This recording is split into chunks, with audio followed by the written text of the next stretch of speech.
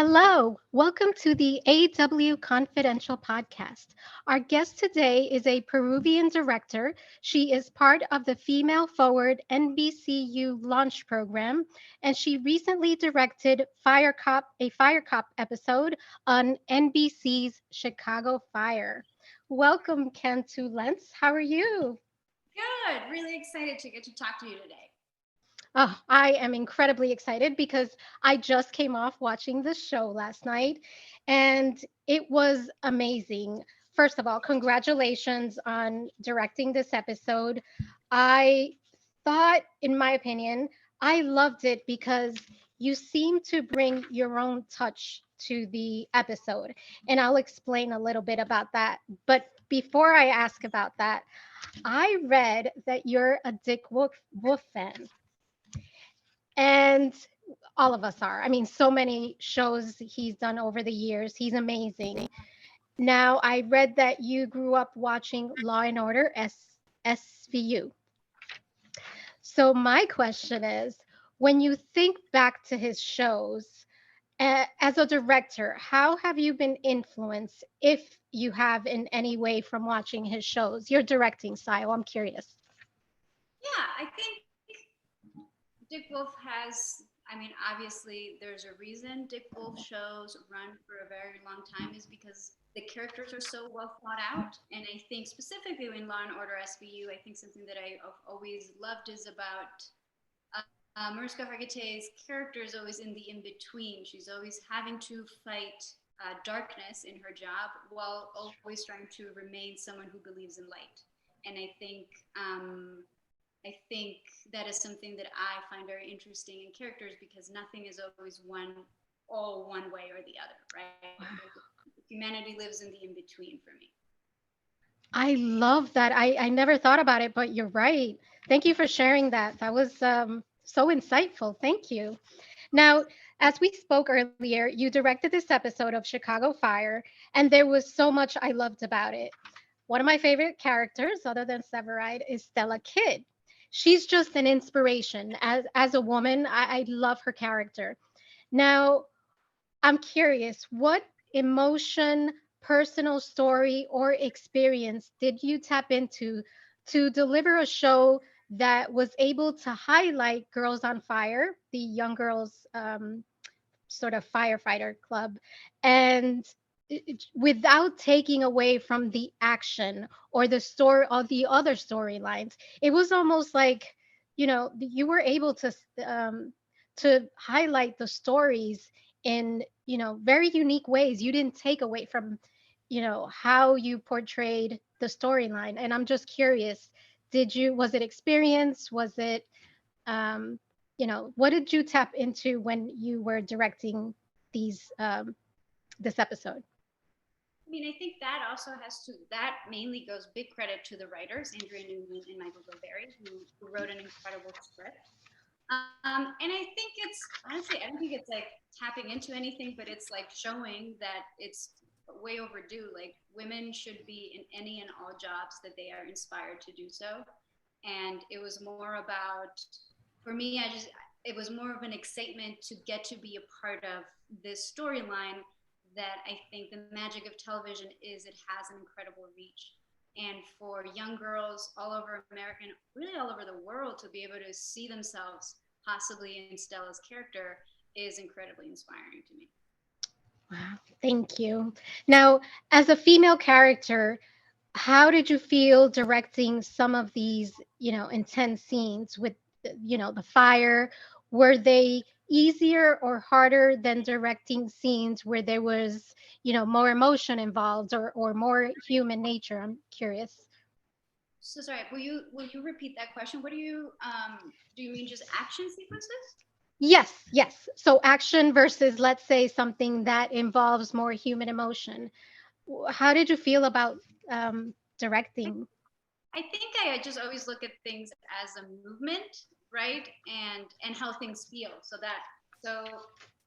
even though they are very different, you're still tapping into sort of like, okay, how should this scene feel, right? And you sort of go from there, and you try to put yourself into the character's points of view, and it's very hectic, it's very it's very, do or die type of situation. You're getting there. There is no time. So all of those emotions and, yeah, I guess those emotions and those experiences are what I'm thinking about when approaching, whether it's an action scene, whether it's an emotional scene, is what are the characters feeling and what do I want you as a viewer to feel, and then make the choices going from there.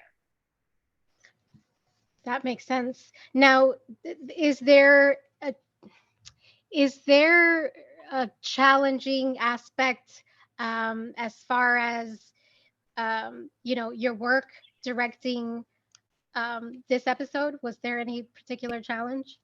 Oh my goodness, everything on the set is always a challenge. Nothing is ever easy, but I think that's also, You make it look easy. yeah, that's, I feel like the magic of it. I mean, listen, it was I don't want to say that it was hard, because what was easy was that the team of Chicago Fire, both cast and crew, are incredible. And so getting to step into a machine like that is an honor as a director. But yeah, I think I'm trying to.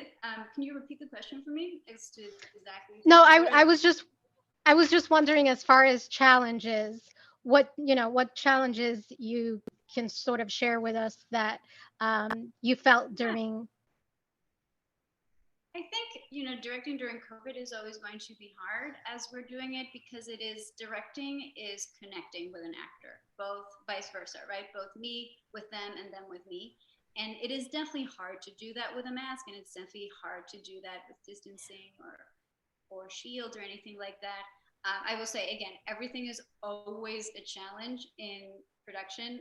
Just, you're fighting light, you're fighting time, you're fighting all of these pieces need to come together, right? Like no one, it's really it just, everything is interconnected, right? Like if sound doesn't work, then you can't use it. I mean, you can, but like it really is like everyone needs to be in this connected space.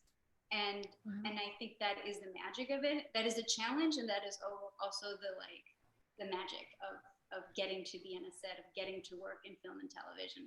I think for me was the thing that I found the most challenging was directing during COVID, directing your first episode during COVID, because for me, coming from an acting background, I really do like to connect with the actors. I am very protective over actors, and so I understand that you can see my eyes, but it's different. Like even It now, is. right? You're see like if all you saw was this, I don't think you would be able to see that I'm like smiling and I'm happy. I mean, maybe, but it's not the same. And Mhm. but it's also what we need to do for right now to keep everyone safe. Absolutely. Now, being a woman in a man's world has countless challenges, as we know. How has NBC's Female Forward program empowered you as a director and as a woman? I mean, NBCU Female Forward is one of those programs that is so unique, because until I believe this year or last year maybe, it was the only program that actually offered you a job. And I programs are great all around. I've been a part of many, but the thing is, like, in order for the industry to take you seriously, you have to have that episode, and that's what I feel like is empowering: is the trust, is the commitment, is the engagement with each of the directors that they commit to, and it's simply invaluable. And yeah, I mean, I think as a minority, or as a woman, I think um, they're putting their money where their mouth is, right? Is that they are making a commitment to changing the numbers. I love that. Now, what do you hope to do next? Can you Well, share with us? yeah, of course. Well, I'm very excited to you know continue directing television, as that door is now open, and I love it. And then I'm also currently prepping my feature film. I'm in rewrites for my feature film, which is, oh gosh, terrible. That's the beauty of Zoom. Oh my god, not the beauty of Zoom. That's like, I'm so sorry. I'm currently in rewrites for my feature film called Jack and Joe Don't Want to Die, which is based on a short film that I wrote and directed in 2019, which premiered at Tribeca and had a pretty great festival run, which starring Justin Kirk and Olivia Edwards, the lovely, lovely Olivia Edwards from Better Things. Oh, we are so excited to see that. Now, I like to end our interviews with some sort of message or some positive advice. And my question for you is I, I've watched this amazing episode. I absolutely loved it. I mean, I love all of Chicago Fire, but so can you tell our listeners why they should also watch this episode of Chicago Fire? I'm so sorry that all this dinging is happening.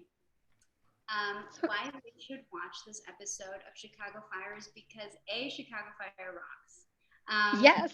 I think this episode is wonderful because it has all of the things that you love about Chicago Fire. It has an incredible action scene.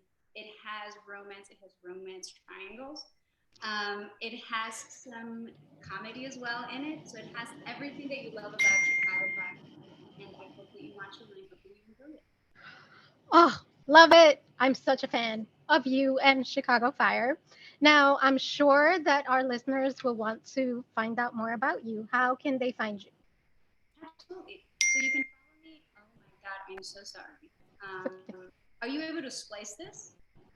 Uh, this is the video will be a little hard. I can do the editing on the sound. Okay, well, I'm so sorry, guys. I have stories for you about my interviews. I would not worry a bit. Okay, Really. great. I was gonna say, like, I'm gonna text this person. Please stop texting one word at a I time. I had one person I was interviewing that my fan is on and my hair was blowing and she stopped the interview. She said, "What is that Beyonce thing you have going on in the background?" I mean, all kinds of things. Oh my God, I love it. I It's didn't know it. I was like, wow, I like what you're it's doing. real life. I like this choice. Um, well, if you want to find me, I'm sorry, I feel like everyone logged out by this point, but if you want to find me, I'm mainly on Instagram. My handle is at Kantu Lentz. Yeah, at Kantu Lentz, and then my website is called happypessimist.com. Thank you so much, Kantú, for being here today. You are a joy. And honestly, the way that you describe directing, I never thought about it that way. As far as you are looking to make the audience feel something, I think that's something that will absolutely stay with me. I'm grateful for your time and just you're lovely. Thank you so much. Thank you so much. It was lovely getting to talk to you. Thank you. And thank you, listeners, for joining us on one more episode of the AW Confidential Podcast.